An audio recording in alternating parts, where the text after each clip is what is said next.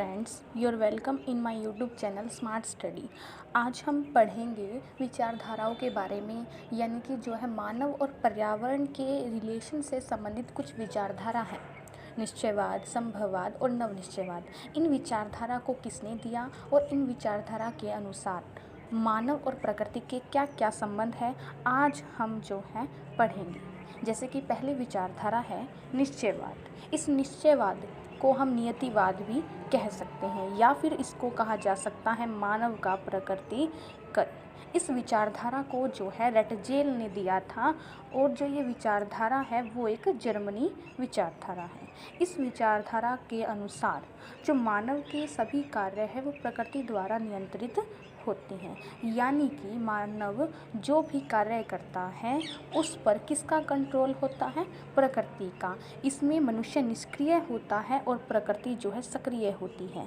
सक्रिय मतलब कि एक्टिव होती है। इसमें कौन एक्टिव होता है? प्रकृति, यानी कि प्रकृति ही डिसाइड करती है कि मनुष्य क्या करेगा और मनुष्य किन चीज़ों से प्रभावित होगा। यानी कि इसमें जो है मनुष्य प्रकृति से कोई भी अनुन्य क्रिया नहीं करता। अनुन्य क्रिया का मतलब है प्रकृति के साथ कोई भी एक्सपेरिमेंट नहीं करता। प्रकृति जैसा चाहे वैसा मनुष्य को अपने अनुसार जो है ढाल सकती है। इसमें मनुष्य अपने आप को जो है प्रकृति के अनुसार ढाल लेता है। यानी कि अगर गर्मी हो तो वो गर्मी सहन कर लेता है, सर्दी हो तो सर्दी सहन कर लेता है। और इसमें जो है मनुष्य वो जो है किससे प्रभावित होता है? प्रकृति से, प्रकृति की क्रियाओं से। क्रियाएं कैसे? जैसे कि वर्षा का मौसम है तो प्रभावित होगा, गर्मी का मौसम है तो प्रभावित होगा, ऐसे। और इसमें मनुष्य किस पर निर्भर होता है? पूर्ण रूप से प्रकृति पर निर्भर होता है। और जो है इसमें प्रकृति के अनुसार मनुष्य अपने आप को ढाल लेता है। यानी कि इस विचारधारा का नॉर्मल यही कहना है कि इसमें किसका कंट्रोल होता है? प्रकृति का। इसमें स्वामी कौन होती है? प्रकृति होती है। गुलाम कौन होता है? मनुष्य होता है। इस विचारधारा के अनुसार मनुष्य किसका दास है? प्रकृति का। यानी कि इसमें किसका प्रकृतिकरण किया गया है? मानव का।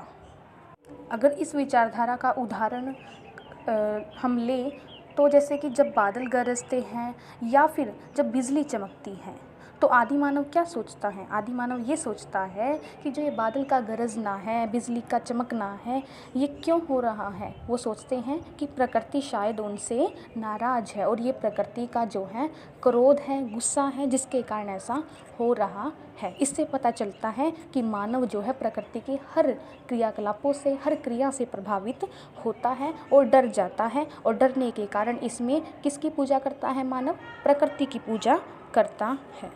जो संभववाद विचारधारा है, ये विचारधारा जो एक फ्रांसीसी विचारधारा है, और इस विचारधारा के समर्थक कौन है? इस विचारधारा को दिया था विडाल डिला ब्लास ने।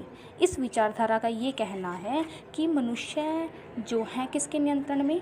इसमें मनुष्य प्रकृति के नियंत्रण में नहीं होता, बल्कि प्रकृति जो है मनुष्य के नियंत्रण में होती है। इसमें अपोजिट होता है निश्चयवाद के, कि इसमें प्रकृति तो निष्क्रिय होती है और मानव क्या होता है? सक्रिय होता है। इसमें कौन एक्टिव होता है?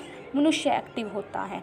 और मनुष्य प्रकृति से एक्सपेरिमेंट करता है, प्रकृति पर एक्सपेरिमेंट करता है, और प्रकृति को अपने क्रियाकलापों से प्रभावित करता है, और प्रकृति को अपने अनुसार जो है ढाल लेता है। जैसे कि जो है गर्मियों में मनुष्य एसी का यूज़ करके जो है प्रकृति की जो क्रिया है उसको बदल देता है। और जो है जैसे कि जो है इसकी अगर इस विचारधारा में जो है मनुष्य का प्रकृति पर नियंत्रण होता है। कौन प्रभावित करता है प्रकृति को? मनुष्य प्रभावित करता है।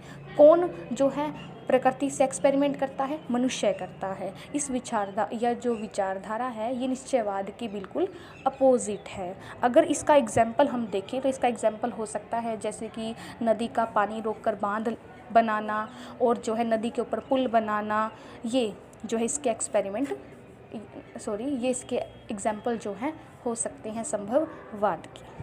अब जो है एक नवीन विचारधारा आती है, उसका नाम है नवनिश्चयवाद।